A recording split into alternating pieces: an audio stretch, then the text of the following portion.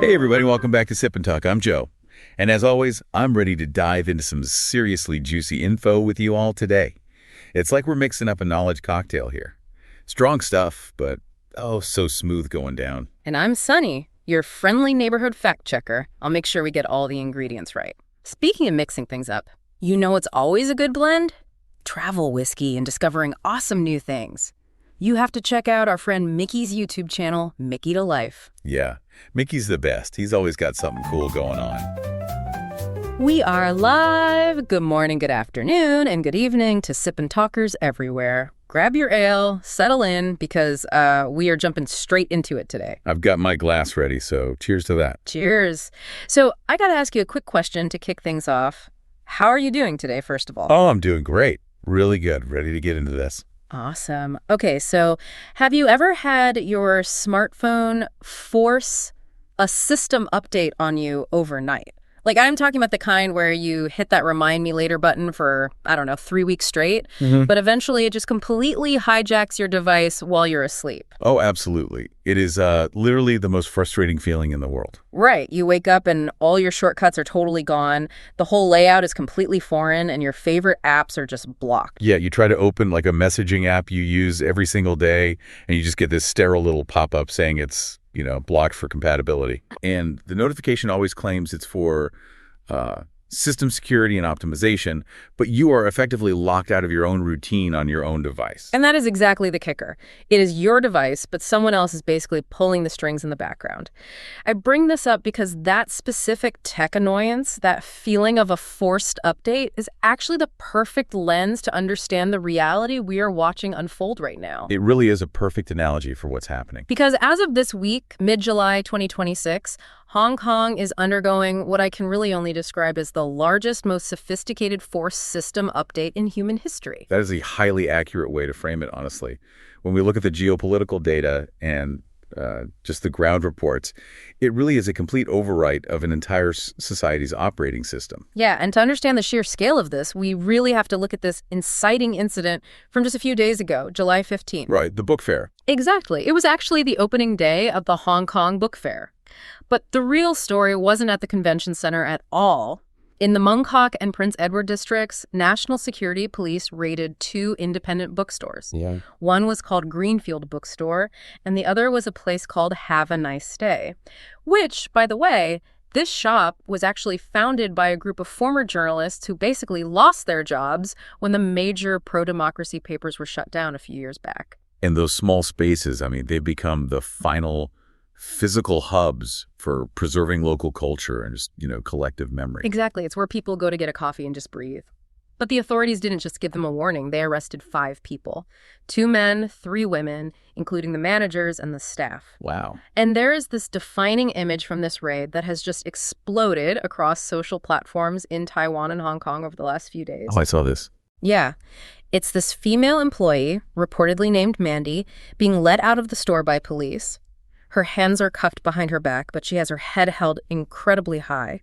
And she's wearing this plain black t-shirt with stark white text that just says, "I am a bookstore employee." It is an incredibly powerful visual. Yeah. It just highlights the sheer absurdity of the entire situation. It totally does. People are reposting that phrase everywhere online now, using it as the symbol of solidarity to point out that in this new operating system, simply selling paperbacks is treated as a severe criminal offense. Wait, but help me understand the mechanics of this, because our mission on Sip and Talk today is to translate this complex playbook so we can actually understand it. Right. The trigger for the raid was reportedly a batch of books shipped from Taiwan, including one titled Blooming Red Flowers, Identity and Belonging in the Xi Jinping Era. Yes, that was the one customs flagged. Right. So they charged these bookstore employees under Article 23, the new security law passed in 2024, for seditious intentions. But why go through this elaborate performance for a tiny independent bookstore? Like, if Beijing has absolute authority under Article 23, why not just smash the windows, lock the doors, and overtly show their power? Well, because modern 21st century authoritarianism doesn't want the messy optics of smashed windows. They don't want political martyrs. Exactly. They prefer weaponized bureaucracy. We call this administrative harassment. Before they even resort to national security arrests, they use the mundane administrative state to just exhaust their targets. Exhaust them how? They don't send the riot squad. They send the fire department, the health inspectors, the tax auditors. Wait, seriously, so they use local city planners to enforce state censorship? How does that actually work on the ground? It is a totally coordinated interagency strategy. So a small independent bookstore will suddenly face daily relentless inspections. One day, a building inspector comes in and claims the space between the bookshelves is like 2 inches too narrow and issues a massive fine. Oh, wow. The next day, a health inspector claims the coffee machine in the corner violates a zoning permit. The day after that, it's a comprehensive tax audit. That is insane. The goal isn't necessarily to put them in jail immediately. The goal is to drive up their administrative and legal costs until the owners are just mentally and financially bankrupted. It's literally censorship by 1,000 bureaucratic cuts. So they basically force the business to close itself voluntarily. Precisely. And this isn't an isolated incident.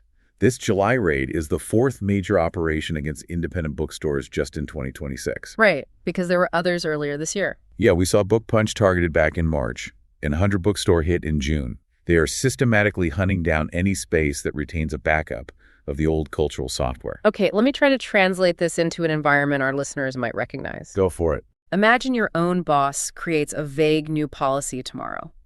They say anything damaging the company's core image is a fireable offense. Okay, pretty standard corporate talk. Right, but HR absolutely refuses to define what damaging actually means. Oh, that's dangerous. Exactly. So you start second-guessing everything. Does complaining about the terrible cafeteria food count as damaging? Is rolling your eyes at a new logo a violation? You have no idea. Because you don't know where the invisible red line is, you just stop talking entirely. You delete your old Slack messages, you stop eating in the break room, you become your own warden. That is the chilling effect in action, right? That is the exact psychological mechanism at play.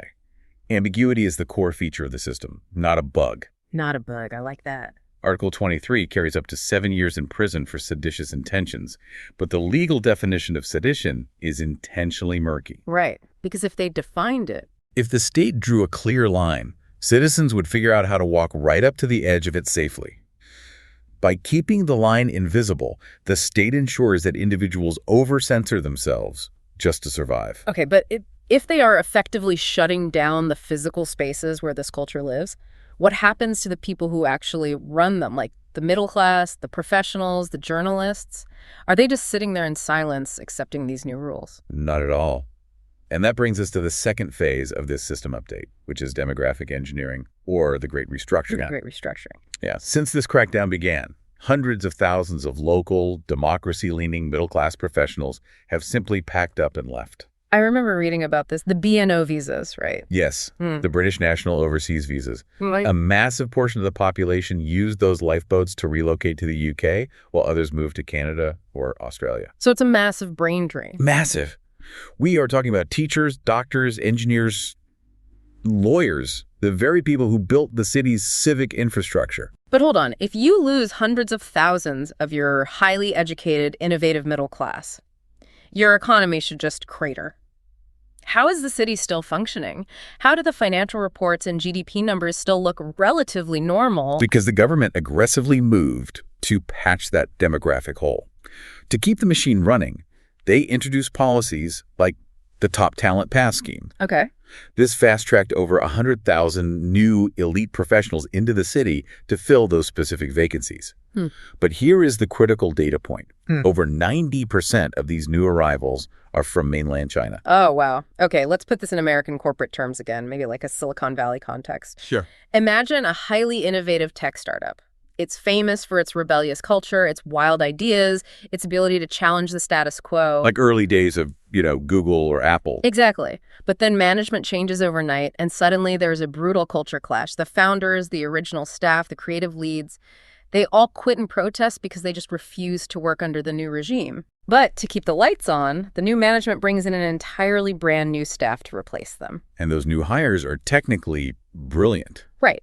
The new people have Ivy League resumes, they are highly skilled, but they are blindly obedient to the new management. They don't rock the boat, they don't question the ethics of the code they are writing. They just do the work. Exactly.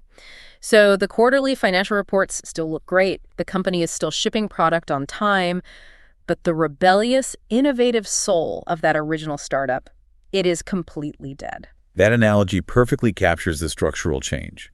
The hardware of the city remains intact. The gleaming skyscrapers, the stock exchange, the neon lights. The outer shell. Yeah, the shell is there. There. But the software, the cultural DNA, the native language, the shared history has been entirely swapped out. And we also have to recognize that it's not just about bringing in new people. It's about permanently isolating the old guard who refuse to flee. You're talking about the political prisoners. Yes.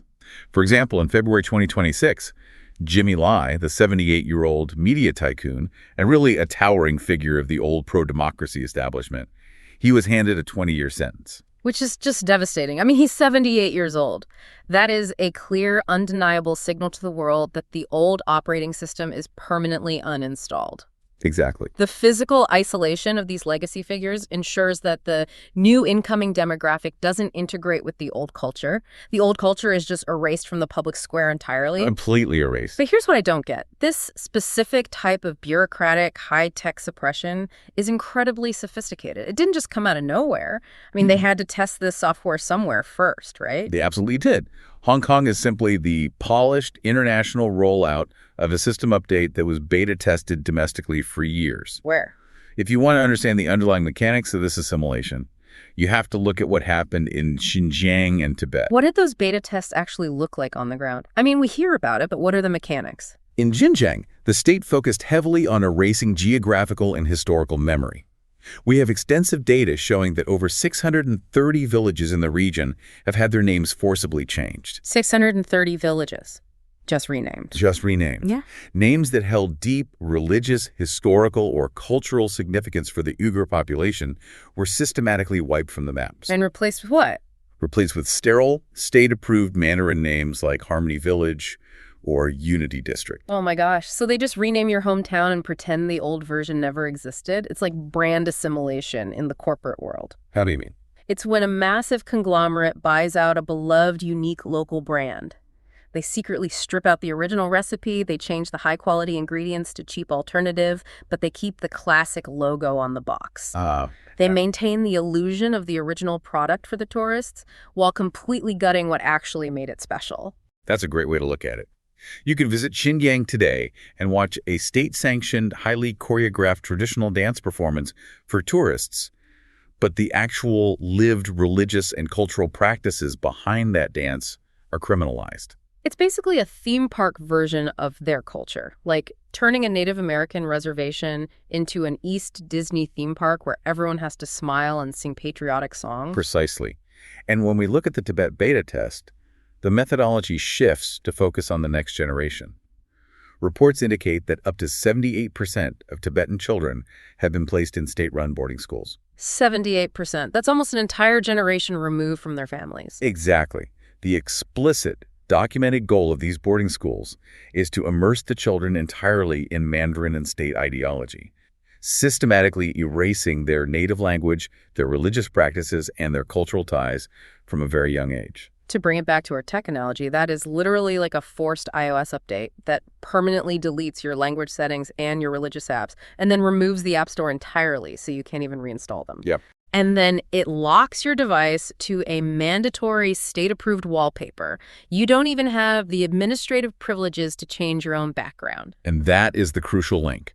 The tactics they tested in the remote regions, the renaming, the re-education, the rewriting of history, have been refined, dressed up in legal jargon, and applied to a global cosmopolitan financial hub. Okay, I can hear a sip-and-talker sitting in Ohio or Texas right now thinking, this is tragic, it's a terrible violation of human rights, but it's happening halfway across the world. Why is this our problem? Right, the classic geopolitical question. And the blunt truth is, this is our problem because this update is coming for our networks next. We have to look at the broader geopolitical map here. This model of tech-enabled bureaucratic authoritarianism is highly exportable. Meaning they can sell the playbook. Exactly. If it is successfully implemented in a global hub like Hong Kong without triggering massive international pushback, it emboldens the use of those exact same tactics elsewhere.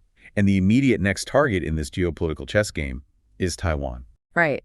And just a quick disclaimer for our listeners, while we are about to talk tech and chips, this is purely geopolitical analysis. This is not financial or investment advice. Do not go day trading based on our geopolitical chats. Please don't. But the reality is, Taiwan produces over 70% of the world's advanced semiconductors. If that island gets formatted by the same system update we are seeing today, the chips powering our phones, our cars, our military infrastructure, our entire modern American economy are suddenly vulnerable to a system that views information control as its primary directive. It goes beyond just the hardware supply chain, too. There is a deeply insidious element at play called transnational repression. Which means it crosses borders. Directly across our borders. This formatting isn't contained overseas. It affects our universities, our companies, and our foreign policy. Give me an example. We are consistently seeing Chinese international students at American universities facing severe surveillance. If a student attends a pro-democracy rally on a campus in California or New York, local police back in their hometown will knock on their parents' door to issue a threat. So they are effectively extending their jurisdiction onto American soil. That is wild. Yes, they are leveraging family ties to silence free speech within our own borders. And look at corporate America. Hollywood studios have been preemptively self-censoring their scripts for over a decade just to avoid offending Beijing. Just to keep access to that massive box office market. Exactly. We are allowing an external authoritarian system to dictate the narratives in the movies our kids are allowed to watch in our own local theaters. That is the perfect pivot to the digital space, because that is where this becomes an everyday reality for Americans. Oh, absolutely. Like, we take it for granted that we can walk into any bookstore in this country and freely buy a book harshly criticizing Joe Biden or Donald Trump. That is our fundamental right as Americans. It's in our DNA. But then you look at digital platforms, specifically TikTok, which is owned by ByteDance. The algorithms on these apps are essentially acting as a cognitive weapon. Walk us through how that mechanism actually works on the user end, because it's subtle. It's an invisible malware infecting our own free speech. The algorithm is brilliantly designed. It feeds young Americans these endlessly entertaining, perfectly tailored viral videos. It's addictive and it's comfortable. Right, it keeps you scrolling. But behind the scenes, that same algorithm is quietly suppressing specific content. It doesn't show you a blocked error message, it just ghosts the information. It just never appears on your feed. Exactly. If you try to post or search for videos about the June 4 Victoria Park vigils or the 2019 protests, the content is just suppressed. So you end up with a whole generation of American kids who are highly entertained, completely engaged with their screens, but totally oblivious to these massive geopolitical realities. It's because the digital ecosystem they live in has been formatting their worldview in real time. Yeah. That is a vital point to understand about modern information warfare. It doesn't rely on convincing you to agree with their ideology. It relies on making you forget that an alternative ideology ever existed. Wow. It is a quiet, comfortable kind of amnesia. When a foreign entity controls the algorithm, they can control the historical memory of an entire generation without ever having to fire a single shot or pass a law in our Congress. It really makes you look at that Remind Me Later button on your phone a little differently. We are so focused on convenience that we hand over the keys to our digital infrastructure without a second thought. And that is exactly what this entire analysis is meant to highlight. Infrastructure, whether it is legal frameworks, physical supply chains, or digital algorithms, can and will be weaponized if we aren't paying close attention to who's writing the code. All right, I want to take a breath and pull back from the heavy geopolitical reality for a second. We covered a massive amount of intense ground today. We did. It's a complex and heavy subject, but dissecting these mechanisms is absolutely necessary. I completely agree. And I want to reiterate the core philosophy of Sip&Talk. Our goal with these conversations is always to provide objective, factual analysis.